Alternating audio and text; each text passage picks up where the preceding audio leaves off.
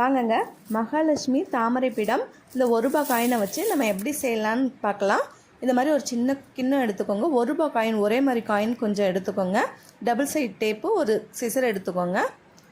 வாங்க, இந்த சின்ன கிண்ணத்தில் நம்ம மேலே அந்த விளிம்பை ஒட்டுன மாதிரி ஒரு ரவுண்டு இந்த டபுள் சைட் டேப்பை ஃபஸ்ட்டு ஒட்டிக்கலாம். இது நம்ம கையாலே செஞ்சு நம்ம பூஜை ரூமில் வைக்கிறதுனால நமக்கு ரொம்ப சந்தோஷமாக இருக்குங்க. பூஜை ரூமே ரொம்ப அழகாக மாறிடும். வாங்க, கரெக்டாக ஒட்டிட்டு கொஞ்சம் சின்ன கேப்பு விட்டுட்டு இது பண்ணிக்கோங்க, கட் பண்ணிக்கோங்க. அப்போ தான் நம்ம அந்த மேலே இருக்கிறத பிரித்து எடுக்கிறதுக்கு சரியாக வரும். அதை ஒட்டின மாதிரி கீழே ஒரு ரவுண்டு ஒட்டிக்கோங்க. மேலே பற்றக்கூடாது, தனித்தனியாக இருக்கணும். 3 ரோ ஒட்டிக்கோங்க. 3 ரோவுமே தனித்தனியாக இருக்கணும். சின்ன சின்ன கேப்பில் ஒட்டிக்கோங்க. இந்த மாதிரி பாருங்கள். இப்போ நம்ம 3 ரோ இதில் ஒட்டியிருக்கோம். மேலே இருக்க ரோவை இப்படி கொஞ்சமாக பிரிச்சுக்கலாம்.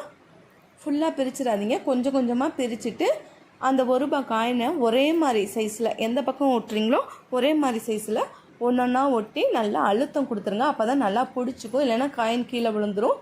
நல்லா ஒரு விரலை வச்சு நல்லா அழுத்தம் கொடுங்க.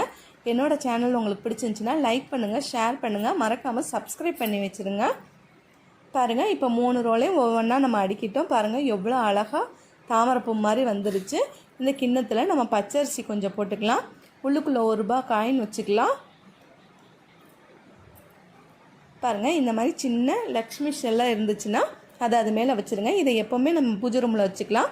அப்பப்போ அரிசி எடுத்து நம்ம பொங்கல் ஏதாவது சமைக்கிறதுக்கு வச்சுக்கிட்டு வேறு அரிசி மாற்றி வச்சிடலாம்.